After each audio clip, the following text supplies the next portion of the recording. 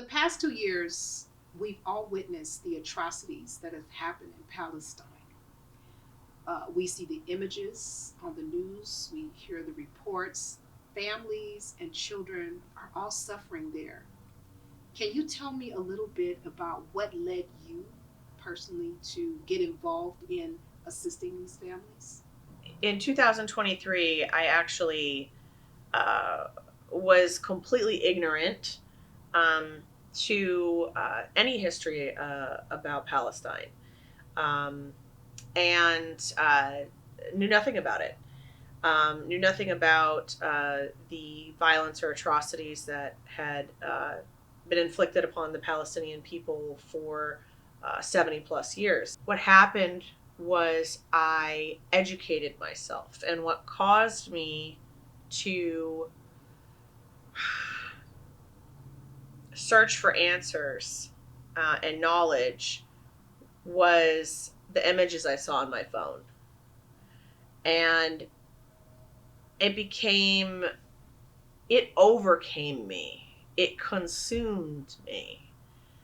Um, People say, well, what radicalized you to get involved? And that answer is really simple. I saw dead children being murdered on my screen in real time. Yeah.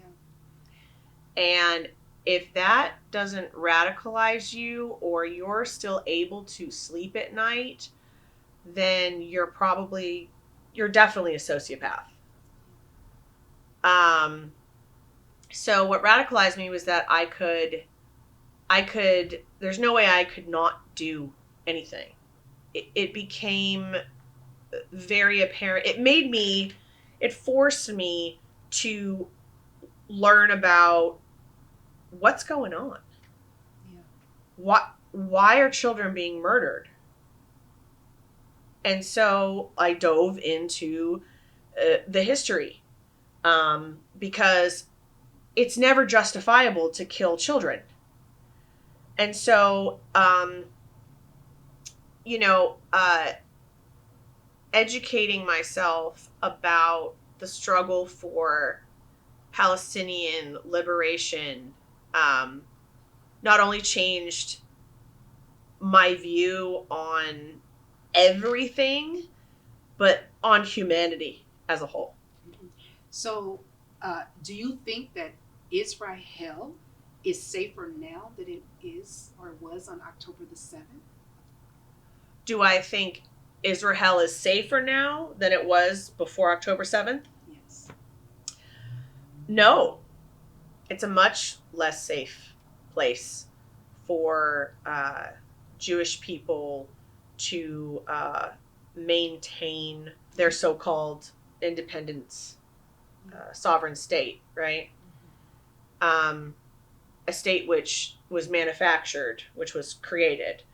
If a group of people, a political group of people, a religious group of people, um, people of certain race, if your safety and your independence is contingent upon suppressing and colonizing and killing thousands of native people in order to, ensure your comfort and your privilege and your safety, you really think that makes you safer? I think that the people you're killing and colonizing might hate you and might be a little angry. Do you think living next to them feels safe? If you keep people in a prison, a cage long enough, um, you know, they're gonna be they're gonna be violent. Absolutely. So, with that thought, Yeah. can you tell us about what your thoughts are on Judaism versus Zionism Mm. and the history of colonization in Palestine? So there's a enormous conflation between Judaism and Zionism. Zionism is really the antithesis of Judaism. Judaism is a loving, peaceful, kind religion. And what's happened is Zionism being a political ideology that is rooted in white supremacy based on the idea that it's necessary for Jews to have their own sovereign state in order to maintain safety. The problem is that it's rooted in religious supremacy. This ideology was brought about in the late 1800s by Theodore Herschel, who, figured, oh, this is the solution to, getting rid of all the growing anti-Semitism in Europe. The conflation, what happens is that Zionism is actually responsible for a rise in anti-Semitism, ironically, because Zionism has weaponized Judaism. And that's the problem. And has accused, many Palestinian supporters and Muslims of being anti-Semitic, wanting, equal human rights is not anti-Semitic. Weaponizing Judaism has actually made Jews less safe, even more less safe, because it's given Judaism this horrible name. And it's really this beautiful, loving religion, and it has nothing to do with Zionism. If you look at a map from before 1948, you will not see Israel on that map. Why? Because it did not exist. You will only see the state of Palestine. Israel was manufactured in 1948, officially. And in that year, the Nakba slaughtered and colonized thousands of Palestinians from over 500 villages and cities. They displaced over 800,000 Palestinians and brutally murdered and raped women and children.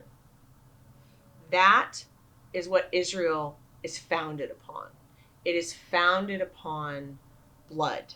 From 1948 on, there were over 70 different massacres that took place. So when people want to talk so much bullshit about October 7th, you cannot talk about that without talking about 1948. That's like fast forwarding all the way to the end of a court trial where a woman who has been domestically abused and beaten and raped for 30 years by her husband finally snaps and kills him.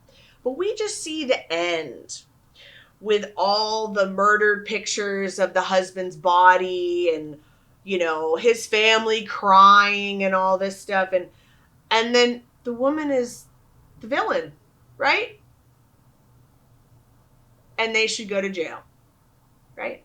But we don't see the 30 years that she had the shit beaten out of her. We don't see that, right? Maybe he took her children away from her even. Israelis used to come and kidnap Palestinian babies and bring them across the border that they created and raise them as Israelis and indoctrinate them and brainwash them to grow up to hate Palestinians and kill their own people. And people want to argue that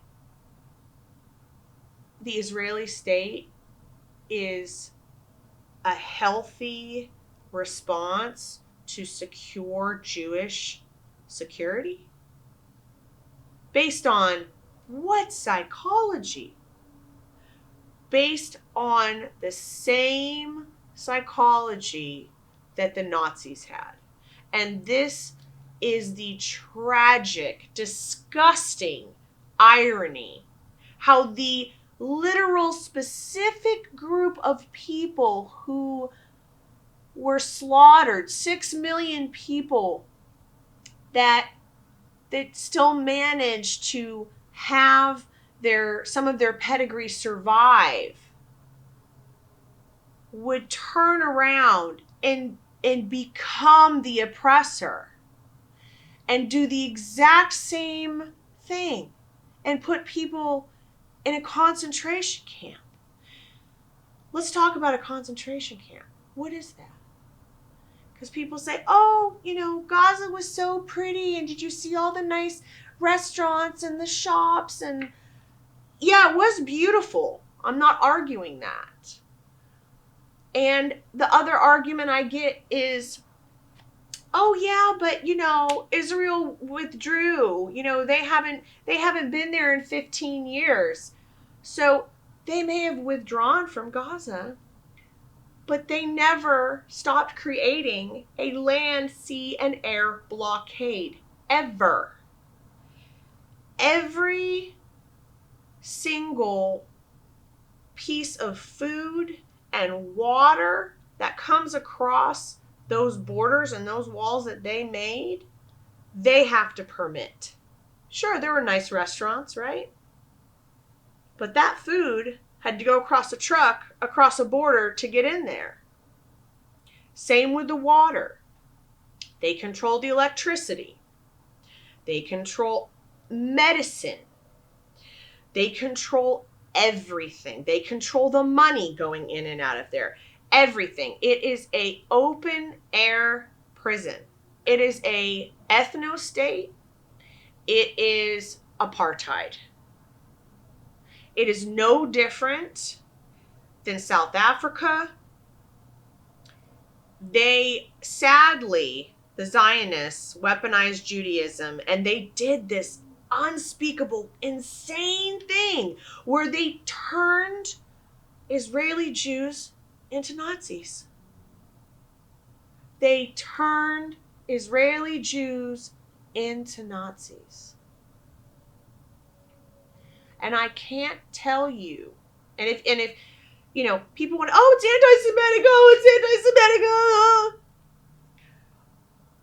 do you know how many Jewish people are horrified, are so ashamed, who are screaming, not in my name, how dare you weaponize my religion in order to murder hundreds of thousands of Palestinians? A huge majority of the people that are being arrested for free speech and peaceful protest across the world are Jews. There are rabbis, thousands of rabbis around the world who condemn Israel, who are burning their flag, burning it. Orthodox Jews who even live in Israel and refuse to enlist in the army, refuse to support them. And because of that, the Israeli soldiers beat the shit out of the Orthodox Jews. That's not an opinion. I've seen it. I've seen live video footage. The Zionists are beating up Jewish Orthodox. Zionists don't even like Jews. They don't like Christians. They don't like Muslims. They don't like anyone that threatens the idea that their race and their religion is supreme, that theirs is the highest race. And anything that threatens that concept is considered anti-Semitic, is considered dangerous. I think that, for me, and I think I hope I can speak for all human beings, that if you put a group of human beings in a cage and you control their food and their water and their shelter and their money and their education and their medicine, and you torture them and you arrest them for simply living on their land, that eventually they're going to be very violent. And then you want to punish them for being violent. And then they are the terrorists. They are the savages. These are the words that I've heard out of the mouths of Israelis. They have called Palestinians animals. They have called them rats. They have called them subhuman. Their government branch of the Knesset has called for total extermination of the animals. That the land must be cleansed, no matter how much blood is spilled, to ensure the safety of our Jewish state.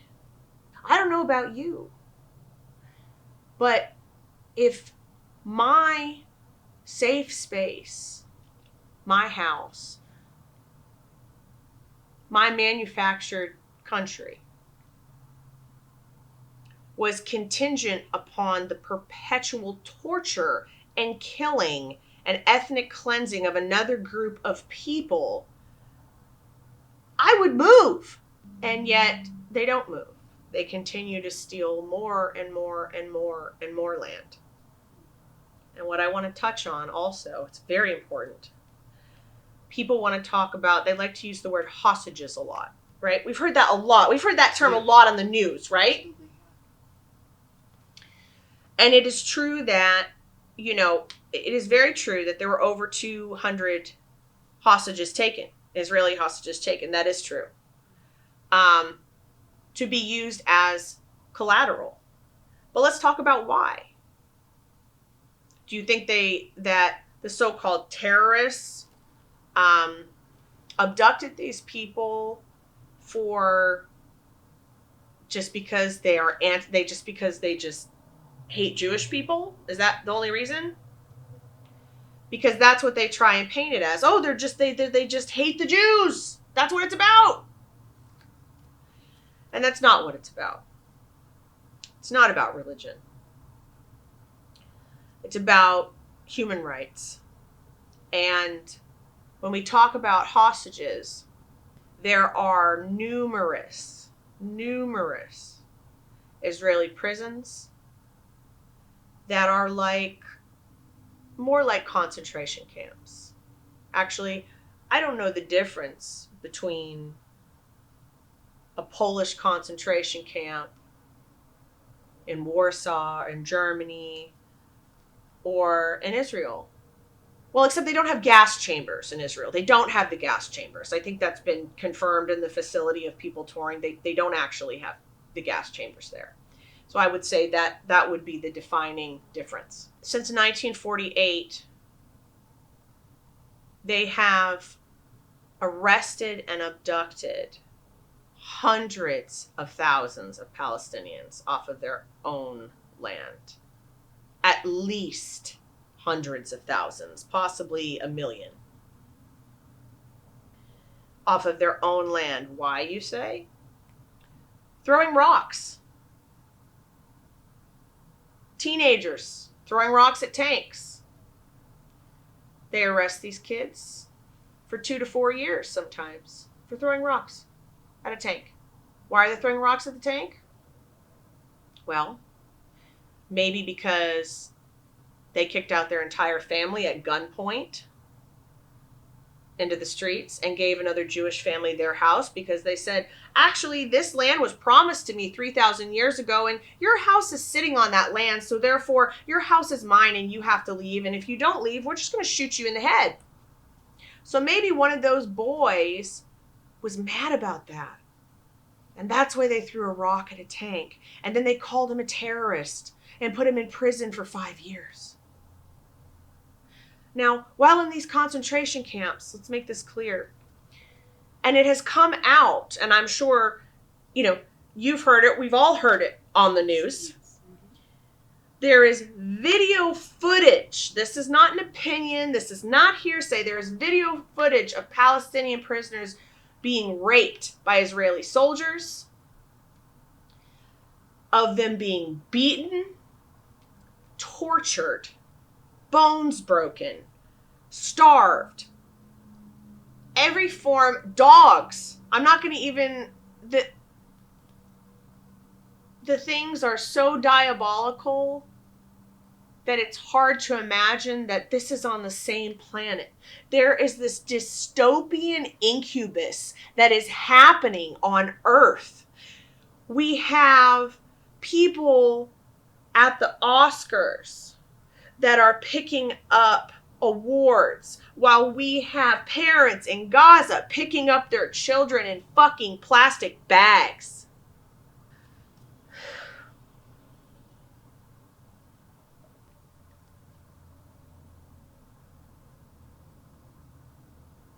If you want to talk about hostages,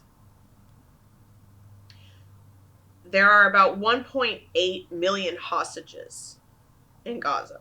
1 million. 1 million of them are children.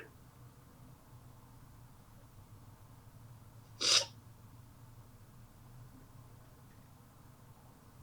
hard. And there are currently around 50 Israeli hostages that are still living, that are estimated to be living. And the media only cares about talking about those 50 hostages. And when I say 1.8 million, I want to make it clear that there were 2.3. 2 years ago, there were 2.3 million Palestinians living in Gaza. The numbers that the media tries to come out with saying, oh, there have been 50,000 people killed. Well, it's been stuck at 50,000 for a really long time because it's not accurate. The Lancet and other major world organizations have determined that there is probably 400,000 people, if not more, that have been murdered. As an artist and as an entertainer, as a singer, it's very almost impossible for me to continue to talk about my career and what I'm doing. We, as human beings, if we cannot all collectively agree that the most important thing in this world are the lives of children, then we're fucked. There's absolutely nothing left to talk about. I can come up here and talk to you about my modeling career. I can talk to you about the albums I've done. I can talk to you about all the fancy people I've worked with. I can talk about whatever. Everything else loses its meaning. Absolutely everything else. And when people can continue to go about their lives and their day, what are we having for dinner tonight? Have you seen the new Netflix show? Oh, that outfit. Did you see that new outfit in the store? It looks so cute. I'm going to go by after work and I'm going to try it on. And they continue with their lives like this. While there are children being blown to pieces. And it's one thing, I think, to hear about it, right? Oh, it's in a different country. It's so far away. Da, da, da, da, da, da. We can have some subcognitive dissonance about it. But when you are talking to and working with families that are there now, they're not just a number. They're not just another shroud. They're real people.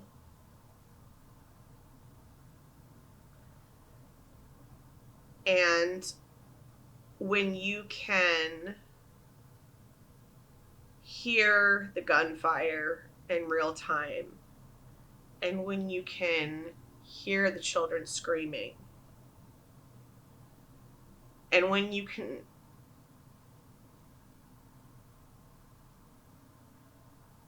feel that in real time, it's not possible to separate yourself from that. And if you cannot, for other parents, if you cannot see your children and those children, then I hate you. I hate you, and I will never forgive you. And you shouldn't have children. That's my opinion. And I'm unapologetic about it. I'm not going to take it back. Because I see my babies in those babies. And as a parent, if that doesn't radicalize you, what is going to move you? What is the point of existence? What is the purpose of life? To have a big career and be famous and make all this money and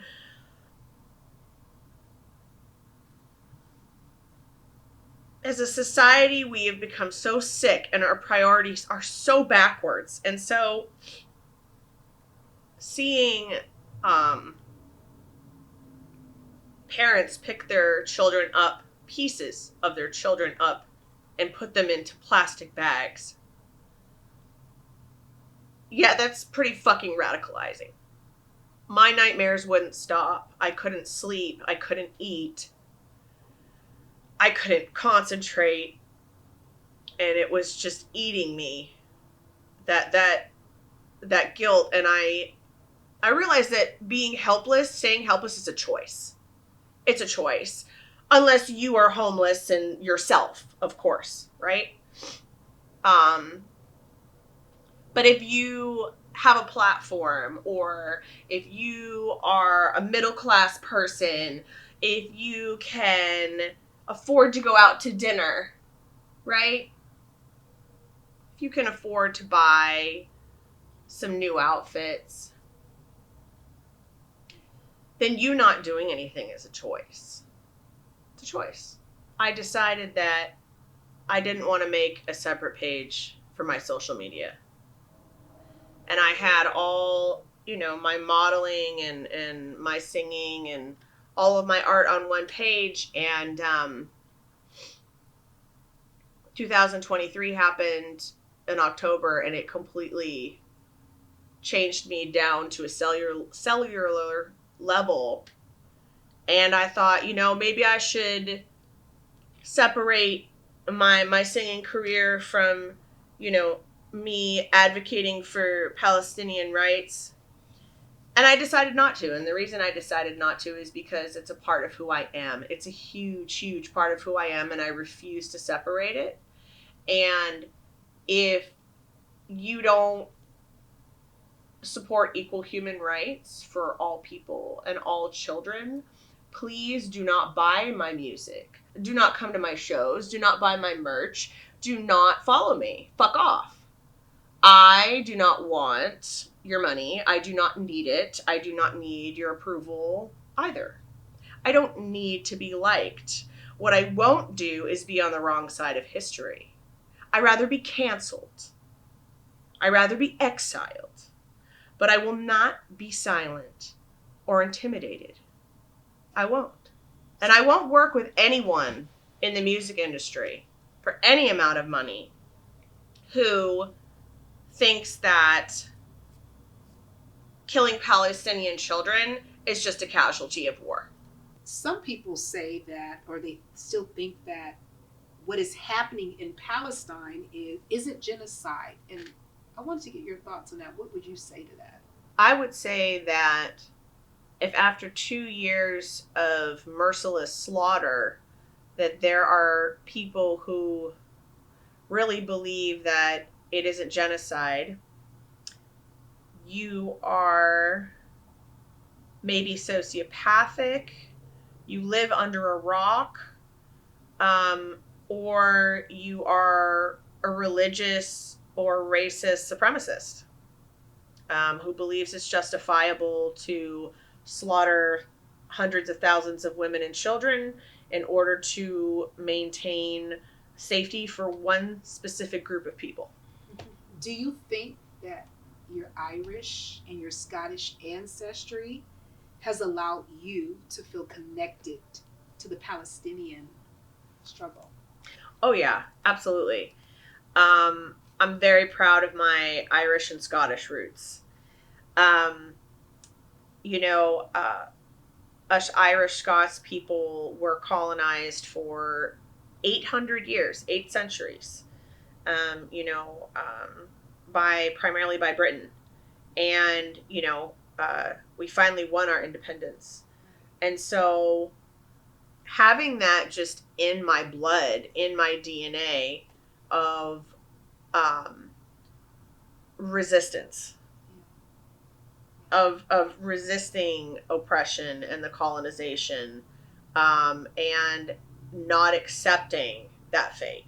Of course, and the Irish are completely supportive in for the in general of resistance in Palestine, because we get it. Yeah. We understand. Not to the extent that the suffering is there, but um, you know, going through the potato famine, which was completely man-made to kill over 1 million Irish people and starve them, is what's going on with the 1.8 million people in Palestine right now. Yeah. They are being starved. So there's a lot of controversy and various opinions today surrounding this whole Palestinian, situation. Um, I wanted to know: have you lost any friends or any family members or relationships to your supporting of the Palestinian government and the situation? Yeah, I absolutely have. Some of those people have been people that are just like bought the lie, you know, that being pro-Palestinian is anti-Semitic because of the conflation of Judaism and Zionism. So they're like really ignorant, um, and sometimes I just have to pull back my energy and just save it, because it's not even worth it. Um, but one relationship in particular that was notable. Uh, I had someone that was close to me for a long time, and they happened to be Jewish. Now, being Jewish does not make you a Zionist. Let's make that very clear. They are different things, completely different things. This person happened to be Jewish, and I was very close to them for a long time. And I will say that Palestine has pulled the veil off of everything. It's taken the mask off of everyone. It has shown me people's true colors. It has shown me the world's ugly, blackest shades. And I knew someone for so long and didn't know, because personally, I don't care what religion you are, what you practice. I don't care unless you say, hey, this is a really important part of my life, and then I'll remember it and respect that. But so again, Palestine had never come up with this person. I didn't know anything about it, as I said. I was completely uneducated. And then 2023 happened, and the mask came off of this person. And I remember just making a post, and it wasn't even political. It was like, all children deserve to live. Ready for this? All children deserve to not be slaughtered. There is a disproportionate thing occurring right now. I've noticed this is drastically disproportionate. How are we going to stop the slaughter of children? That's not political. That's not religious. That is standing up for human rights. And I remember I made this post, and this person was so fucking triggered. So triggered. Someone I'd known for over a decade. Their response to that was, what about the Israeli children? And I said, I believe all children have the right to live and not be killed. Their response, again, was refusing to acknowledge. And I said, Palestinian children, their lives has the same value as an Israeli children, which has the same value as a black child, which has the same value. I didn't think in a million years I would ever have to have a conversation like this, especially not someone I had known for years. And not only could that person not acknowledge that all children's lives held equal value, there was such a deep racism that I saw come to the surface, and it was so ugly. And this person said, I can't have a relationship with you anymore. You don't support Jewish people. And I said, that's really sad. That's really unfortunate. I think that Jewish children matter just as much as Muslim children, and I think that you're not able to get the point. Yeah. And, I said, I wish you well. And it became very clear that there was absolutely no point in continuing to engage. Yeah. And that was the only relationship that I had to grieve a bit. And then I was able to let it go pretty quick. Because no matter what significant role this person played in my life, Palestine has affected me 1,000 times more than this individual ever did in my life. Okay. Yeah, violence. I would have to agree with you. Violence of any kind it's terrible. So, do you believe that there's any type of justifiable violence in regards to self-defense or like anything in liberation? What do you feel about that? When Israel started saying that they were acting out of self-defense, that's just more rhetoric that they use to cover up and justify slaughtering Palestinian children. I believe in self-defense 100%. I believe in the right to self-defense for everyone. That is a legal right? That should be a constitutional right for everyone. And what I was seeing there was clearly not self-defense. Let me put it to you this way. This is the best way I can put it. Is that only, it seems to be in society, in the media, in the world's view, that there is acceptable, some forms of violence are acceptable and some are not. So you can have Israel saying that they are defending themselves. And so they are bombing and bombing and bombing to defend themselves and keep themselves safe. And somehow, in the beginning at least, it was acceptable. People were like, oh, all these thousands of children, they're just casualties. Oh, casualties of war, it happens. The first several months, right? And they found that form of violence acceptable. But then you look at history and you look at when slaves revolted and broke out of their chains and killed their masters. That was not acceptable violence. That was considered punishable by death. So, do I believe that there is justifiable violence? Yes, I do. And I think that it's very distorted and manipulated as to who the oppressor and who the oppressed is, especially in this case of um, Palestine and Israel, who is the colonizer. So, with that, how has Palestine changed your perspective on the people in your lifetime? In your lifetime, As I said, it's like Palestine isn't just about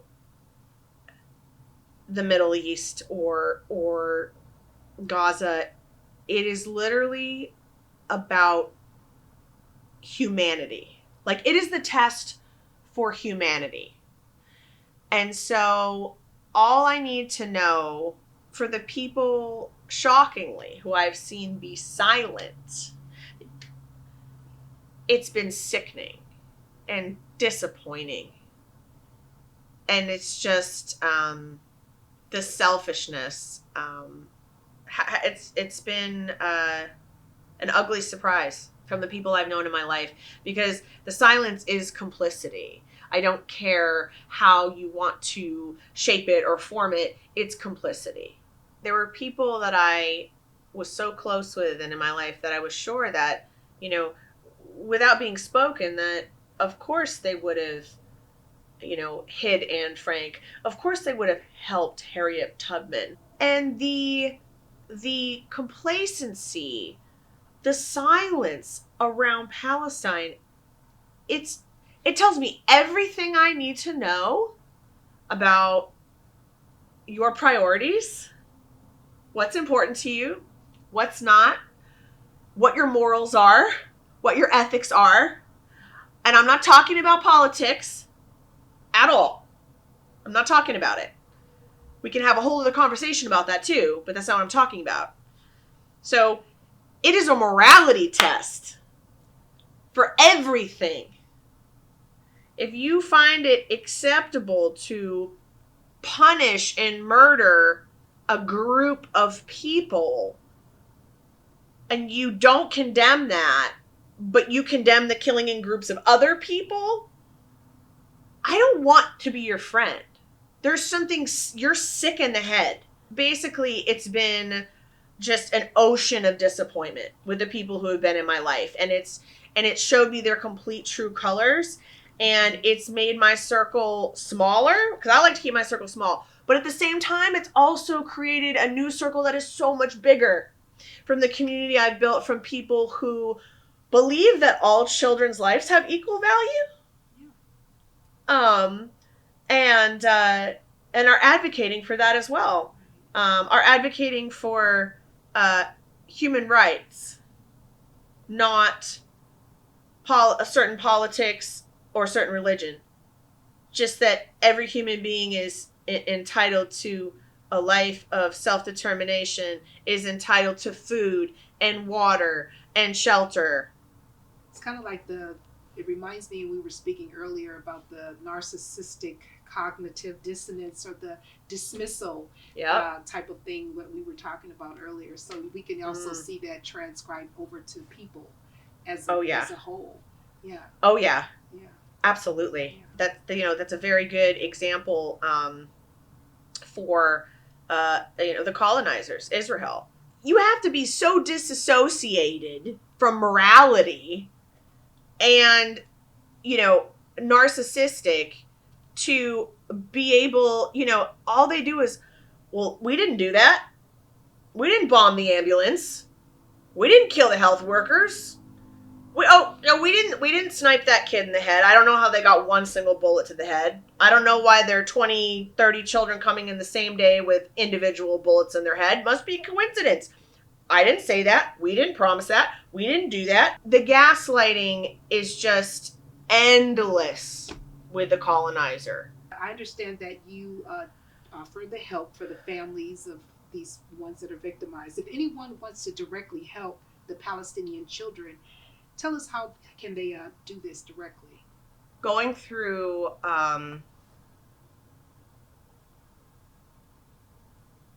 all of these interactions with so many different people in Palestine, and learning about, I just want to say that their culture is so beautiful.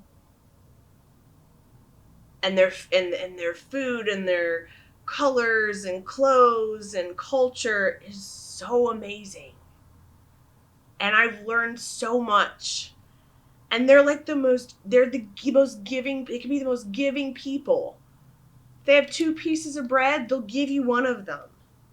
You know what I mean? Like, yeah. They're so giving, and compassionate. I decided to do what I could to try and help some of the families there, and started managing a campaign for 2 different families that are really, really important to me. Currently, there is a blockade that has been up for over 2 months, where there has been no food, no water, no medicine, no nothing allowed into 1.8 million people, 1 million of those being children. And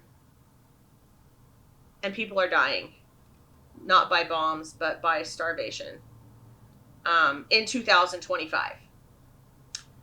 And if you look at the pictures of victims in the Warsaw Ghetto and the pictures today, you will not see a difference, except one of them's in color and one of them's in black and white.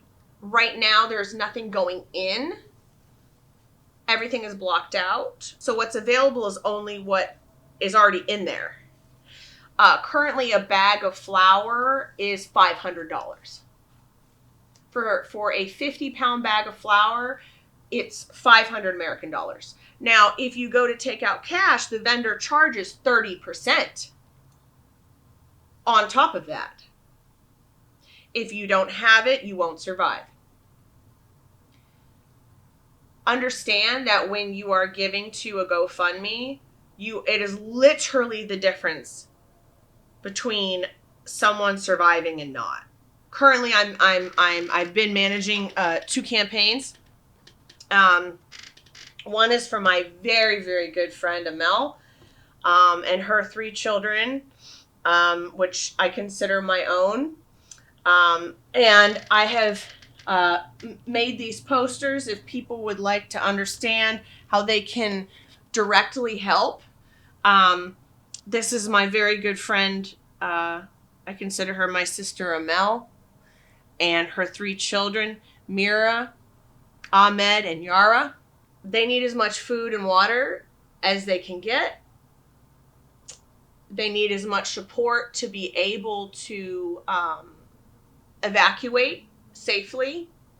When the borders were open, evacuation fees were $5,000 per person. So the average family is going to have to spend around 20,000 American dollars. That was the case before the borders permanently closed for the Rafah crossing. That was the reality. Adults were 5,000, children were 2,500. So we don't know what the evacuation prices are going to be. We don't know. Anything that you donate is going to go towards safety and security. There is and these are real people. I talk to them every single day for almost, a year and a half, every single day. These are real people, and they're living with the walls in their house blown off by a missile. They're cooking over fire because there is no gas. I see this every day. I talk to them every day. And they're the most generous, loving, giving people. And my friend will go out in the streets, and she will give what she can to children who have no shoes and no bread and nothing. I hope that you see them as your children. And here's a barcode to the GoFundMe. You can also find the link in my Instagram page. And if you ever have known me over the last 30-something years, and I have done something kind for you and helped you when you needed it, and want to pay it back, you can do a nice thing for me through thanking me for helping you. Pay it back, pay it forward is what I'm trying to say. You know what I mean? What goes around comes around. So please get back to them so that they can get out safely. And the other family that I manage her campaign, she's known by thousands and if not millions of people around the world. Her story is known. On January 29th, 2023, a little girl, right here, her name is Hind Rajab, was living with her mother. You can see right here, she's at her grave site. Was living with her mother, Wissam, her father, and her brother, Ayad. Just like a normal family. And the tanks rolled in and attacked her neighborhood, and so they needed to flee. Hind and her cousins and other family members went in a car. And Hind's brother Ayad and his mother Wissam were on foot. They did not go in that car. The whole world heard, or most of the world ended up hearing Hind's story because it was so horrific. I don't even have a word. Horrific doesn't even work. There's not a word for that. Hind was in the car with her relatives, and the tank clearly saw there were children in the car, and they fired 355 bullets into that car. The first phone call was from Hind's cousin. There were only her cousin and Hind were alive. All the other family members were dead around them. And Hind's cousin called and asked for help. Said, "We're injured, everyone's dead." And during this recorded phone call, more gunshots were fired, and her cousin was murdered. And went silent. The phone call went silent. And a while later, there was a voice that came through the phone, and it was Hind. And she was asking her mom,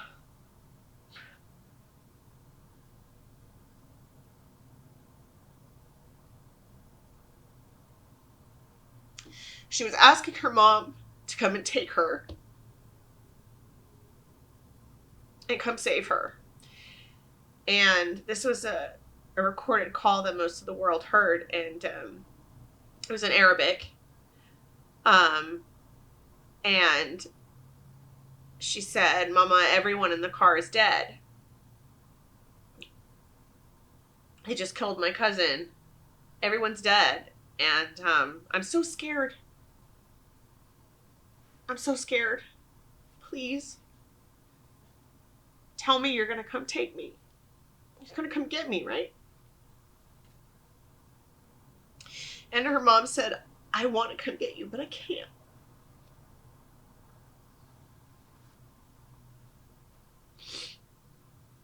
And so they called an ambulance to try and rescue Hind. And in order to allow ambulances in wherever there's been a bombing or a shooting or a killing, it has to be coordinated with the occupation, with Israel. And under international law, hospitals, healthcare workers, ambulances are supposed to, places of worship, they are supposed to be protected under international law. Even soldiers who are injured when they are in the hospital are not allowed to be shot at legally in the hospital. And they have to be treated regardless under international humanitarian law. So they called, and they had to get permission from the occupation. The ambulance is going to go here, or we're letting you know. And as they arrived and Hind could see them, they bombed the ambulance. And the bombing could be heard on the phone.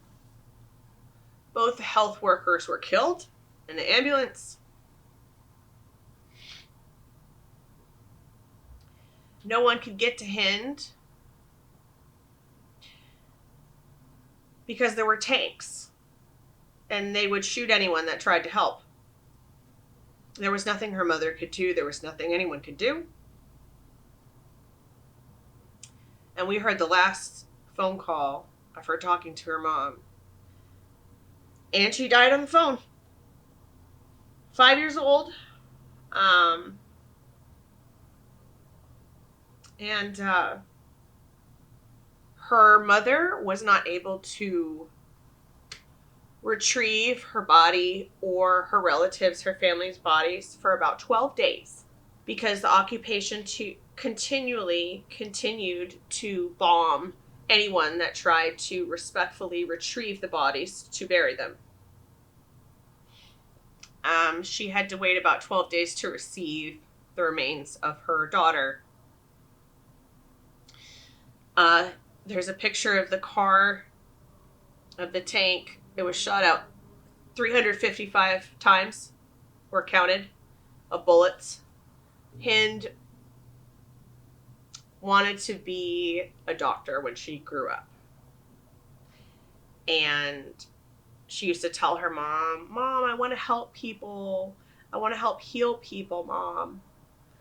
And she was so passionate about it. She used to dress up as a doctor. And here's a picture as well of her brother Ayad. He's currently 5 years old. His mother wants more than anything to get her son out to safety and save her only remaining child. She does not wish to stay in Gaza anymore. She wants to leave. She suffers from severe PTSD, psychological problems, and severe depression, and needs treatment as soon as possible. And so does Ayad. Currently, the priority is getting them food and water and essentials to survive. After Hind was murdered, her husband was also martyred. And her house where she lived was bombed and destroyed. Millions of people know her story. And if you didn't know it, now you do. You can look it up. If you scan this barcode, you can go to her GoFundMe, and in the bio, it will talk about her story if you want to learn more. If you want to support her mother, especially all parents, we have a duty to help her mother. It's a responsibility. This woman should never have to worry about money for the rest of her life. And yes, she is a real person. I've talked to her on the phone. She is a mother. She is trying to survive and protect her only son inside a concentration camp. Please read her story. Please share it with someone. Share her story. Share the link. Please donate whatever you have. Again, I make sure that all of the money reaches her successfully. I get that confirmation from her. Currently, because of the campaign, she has food and she has water. And they are surviving right now because of that campaign. So instead of going on that vacation or buying that new fancy thing that you want, or buying that $5 cup of coffee, what are your priorities? What are you willing to sacrifice? This is the most important thing in my life. It's more important than having a big singing career or a big modeling career or lots of money or whatever the stereotypical success looks like for people. This is what I care about most. And I hope that this matters to you more than anything else. Thank you. We don't get to debate if there is a genocide happening. It's happening. What people are debating is if it's justifiable. This is the debate. And it is never justifiable to murder thousands and thousands and thousands of children and innocent civilians and medical workers. And if you can use your religion to justify the killing of another ethnic group of children, then you should get a new religion, because that's terrifying. If you need to dehumanize and kill Palestinians in order to feel safe on the land that you stole, then you should go back to Europe. And as far as the justification goes, in order to spread that justification, you have to have massive amounts of propaganda. Israel spends millions of dollars on the propaganda, many of which are our tax dollars as Americans, was to paint an image of the people, the freedom fighters who are fighting for the liberation of their people, to frame them as terrorists, to frame them as the villain, and in order to justify ethnic cleansing. And so, as we all saw on TV and the news everywhere, there was a lie spread that the so-called terrorists who jumped the border beheaded 40 babies.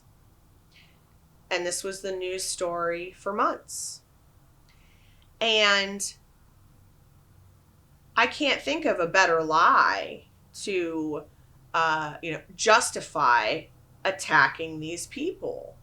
And all of these lies, it's all propaganda in order to create a mask for land theft. This was never about Hamas. This was never about 40 beheaded babies, because that never happened. If you want to debate that, I would ask for you to tell me what those children's names were. Do you have pictures of the 40 beheaded babies? Can you tell me what their names were? Can you tell me their ages? Can you tell me this information about them? Can you provide their death certificates to see where they were buried? No, it's because it doesn't exist. Because it was fabricated as an excuse to ethnically cleanse and murder the people of Palestine off of their land in the name of colonization. And I will tell you this, that in the last year and a half of what I have seen on my screen and in talking to real people in real time on the ground in Gaza, I have seen well over 40 beheaded Palestinian babies. I've seen it on video. I've seen it in photographs. I've seen the children's death certificate. I've learned their name. I've learned what they like to do. Play soccer.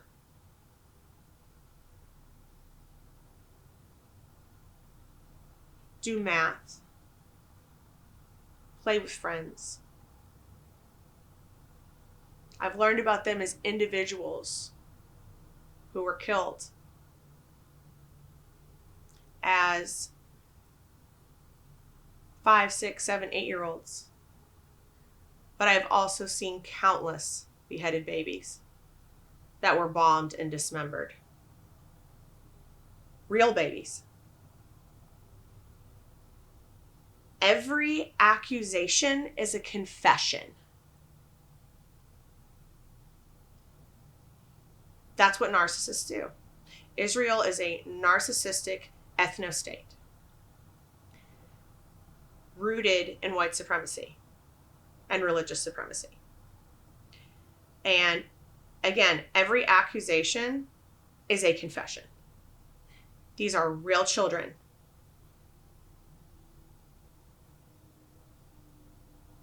I have seen the parents of these children holding their children's heads because they've been decapitated, kissing their faces while they're holding their heads in their hands, telling them how much they love them. These are real people. And this is happening every day. It's happening right now. And if you are not doing anything to stop it, then you are complicit. If anyone is interested in further educating themselves about anti-Zionism and combating all the lies and the propaganda, I highly suggest you researching and looking up Dr. Gabor Mate. He is a Jewish man, a Hungarian Jew, who is a Holocaust survivor. He was a baby when the Holocaust was happening, growing up, being born in Hungary. And a lot of his family members were murdered in concentration camps. And he has spent his life advocating for human rights and Palestinian rights because he believes that never again is for everyone.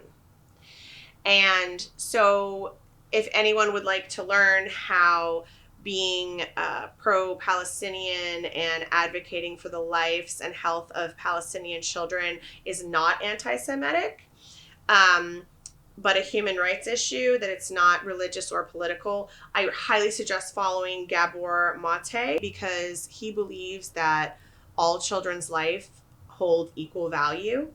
And he's also brilliant at dismantling Zionistic propaganda. So please check out Gabor Mate if you'd like to learn more about the history of Palestine, colonization, and the right to self-determination and liberation. He is fantastic.